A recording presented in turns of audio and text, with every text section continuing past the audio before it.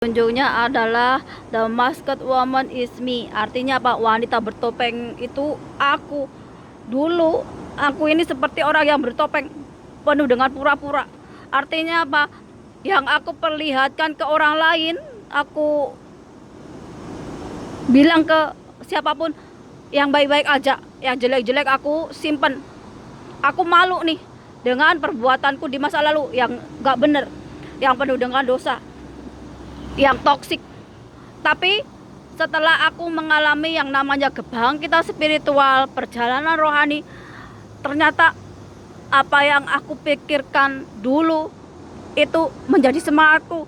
Untuk apa? Untuk memotivasi diriku bahwa jika dulu aku melakukan banyak dosa, melakukan banyak kejahatan, ataupun aku jadi orang yang gak bener, berarti sekarang aku harus mengubahnya.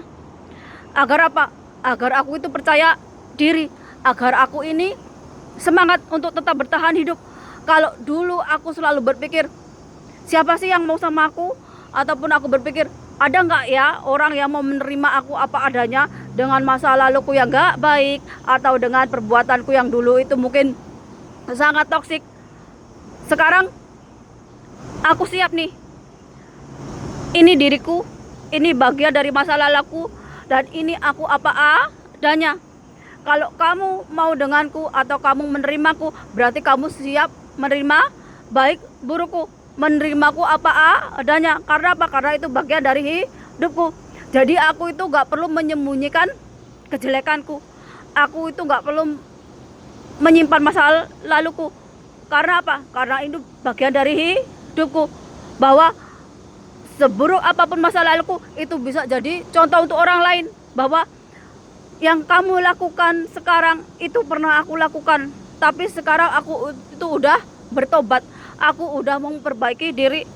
Agar apa? Agar aku bisa jadi contoh orang lain. Untuk orang lain yang belum mendapatkan hidayah, orang lain yang belum mendapatkan syafaat, orang lain yang masih dalam maksiat, orang lain yang masih sering melakukan kejahatan. Yuk cepat-cepat bertobat. Yuk cepat-cepat kita dapat hidayah dari Tuhan. Agar apa? Agar sewaktu kita mati, itu kita dalam keadaan baik. Ataupun ketika kita itu dalam keadaan yang gak baik, atau dalam keadaan yang gak memungkinkan, kita itu ada dalam perlindungan Tuhan. Aku itu bukan terus bikin konten, bikin video ini hanya sebatas untuk nyari rezeki, enggak. Tapi aku juga lebih bagaimana aku itu bisa menginspirasi orang lain, aku itu bisa memotivasi orang lain, aku bisa menjadikan contoh diriku ini untuk orang lain. Gak mungkin kan aku itu ngambil si A, si B, si C, padahal aku belum tentu tahu orangnya, belum tentu aku itu merasakan apa yang dia rasakan, benar atau enggak, mana tahu dia menipu. Tapi kalau mengambil contoh dari hidupku sendiri, dari perjalanan diriku ini, berarti aku benar-benar udah merasakannya, udah mengalaminya sendiri. Bagaimana aku bertungkus lumus untuk bangkit dari yang namanya keterpurukan, bangkit dari namanya aku itu udah rasanya itu mau mati aja. Karena apa? Karena masa depanku udah gak suram, udah gak baik lagi. Tapi Tuhan itu selalu ngasih jalan, selalu ngasih petunjuk, ataupun ngasih semangat. Kamu harus kuat, kamu harus jadi perempuan yang hebat, kamu jangan kalah dengan dunia ini. Percayalah bahwa di kemudian hari hidupmu akan bahagia. Kamu gak perlu khawatir dengan masa depanmu, ada aku bersamamu. Tuhan itu selalu menguatkan hatiku ketika aku mengalami yang namanya keterburukan, yang namanya aku mengalami penderitaan. Yang aku bisa lakukan sebagai perempuan itu, aku cuma bisa nangis, cuma bisa pasrah sama Tuhan. Jadi ketika aku berdoa dalam keadaan itu, berarti aku dengan batinku, dengan rasa sakit, dengan rasa menderita, dengan rasa yang campur aduk. Jadi ketika kita itu menyatu dengan Tuhan, bukan ketika kita itu memanjatkan hanya di bibir aja, tapi dengan batin kita, dengan lahir batin kita ini. Jadi kalau kita merasakan entah kegembiraan, entah kesengsaraan, penderitaan. Kalau kita itu mengucapkan apapun, berdoa kepada Tuhan, memang akan menyatu. Kenapa? Karena nggak cuman badan kita aja yang berdoa atau beribadah kepada Tuhan, tapi lebih ke jasmani, rohani, ataupun batin kita, jiwa kita ini menyatu, nyambung ke Tuhan. Dan ini aku rasakan nggak cuma sekali, berkali-kali ketika aku mengalami yang namanya keterpurukan. Dan di setiap keterpurukan itu pasti selalu ada jalan bagaimana aku tetap survive atau aku tetap bertahan hidup. Walaupun aku ini seorang perempuan yang misalnya hanya berdoa, minta pertolongan sama Tuhan agar selalu ada jalan untukku, atau aku dipertemukan dengan orang-orang yang bisa menolongku. Itu selalu ada di dalam setiap doa aku. Agar apa? Agar aku benar-benar pasrah ke Tuhan. Dan sekarang aku bersyukur bahwa masa laluku itu gak bikin aku malu, gak bikin minder, tapi itu bikin aku semangat untuk jadi seorang motivator, untuk jadi orang yang memotivasi orang lain ataupun menginspirasi orang lain. Agar apa?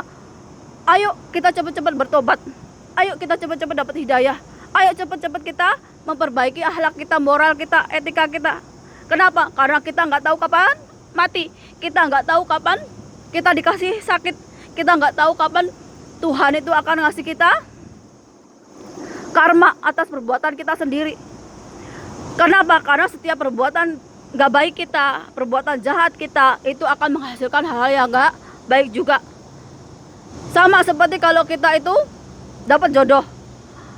Jodoh itu cerminan diri. Kalau diri kita sendiri toksik, berarti kita akan bertemu dengan jodoh yang toksik. Tapi kalau kita itu udah pasrah sama Tuhan, kita itu udah berusaha, tapi kita itu ingin dapat yang lebih baik, berarti dari diri kita sendiri yang harus memperbaiki diri. Sehingga apa? Sehingga ketika kita baik, maka kita akan dipertemukan dengan jodoh yang baik, yang cerminan diri kita. Orang yang menikah punya sampai anak 2, 3, 4, belum tentu dia itu jodoh dunia akhirat. Terkadang orang menikah karena apa? Karena hanya modal agama, menikah hanya modal harta, menikah hanya modal jabatan, menikah hanya modal ganteng ataupun cantik, tapi belum menikah secara batin, belum menikah secara jiwa, belum menikah secara rohani. Karena apa? Karena menikah melalui Tuhan itu menikah dunia akhirat.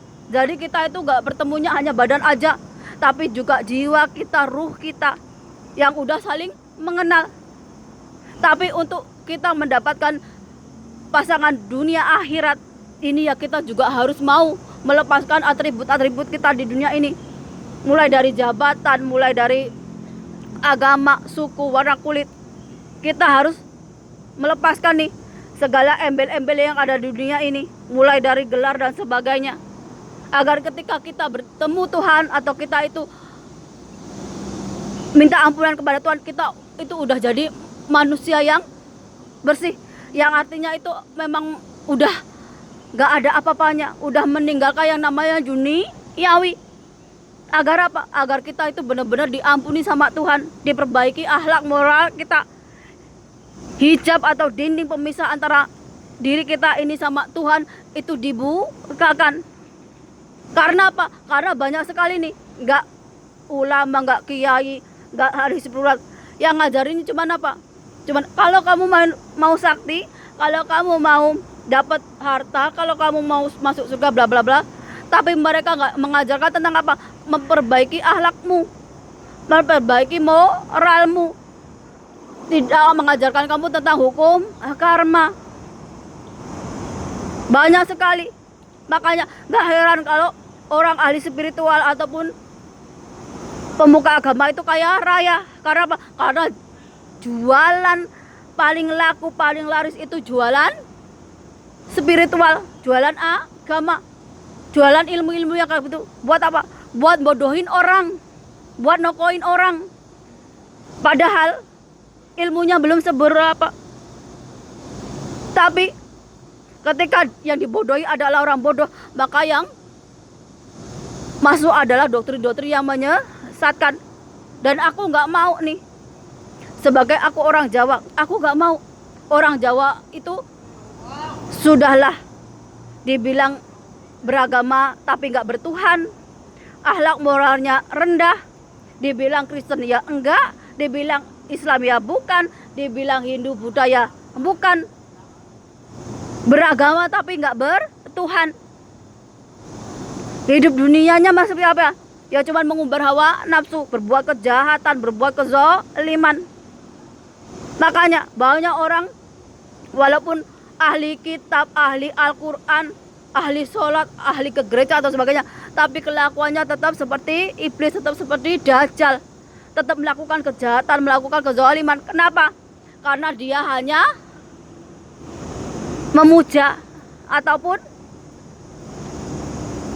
menyembah agama, bukan Tuhan yang menciptakan agama, bukan Tuhan yang menciptakan utusannya.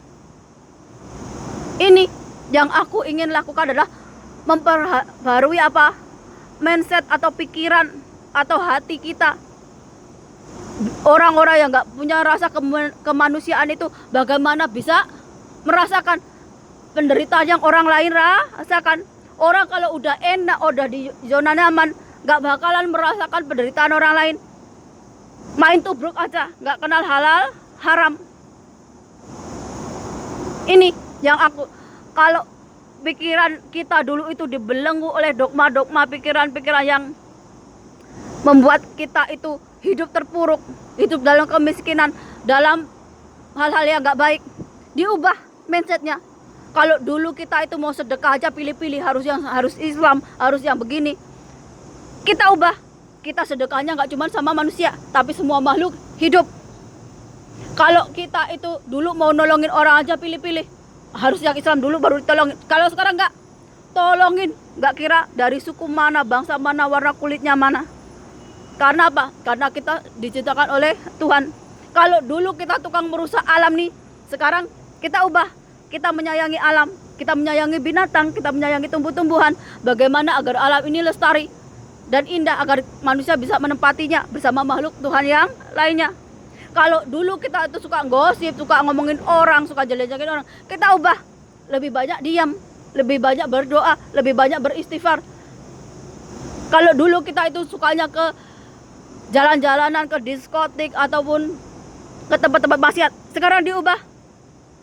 Kita sering ke tempat ibadah seperti gereja, masjid, wihara, kelenteng dan sebagainya.